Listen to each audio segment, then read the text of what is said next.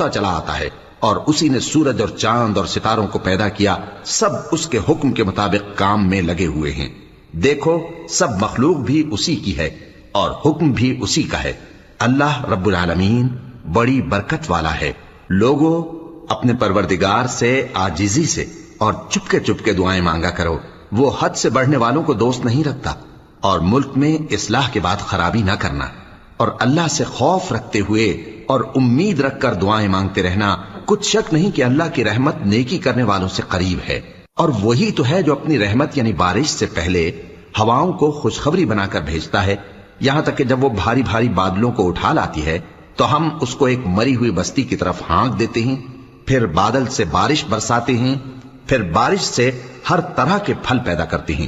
اسی طرح ہم مردوں کو زمین سے زندہ کر کے باہر نکالیں گے۔ یہ آیات اس لیے بیان کی جاتی ہیں تاکہ تم نصیحت حاصل کرو۔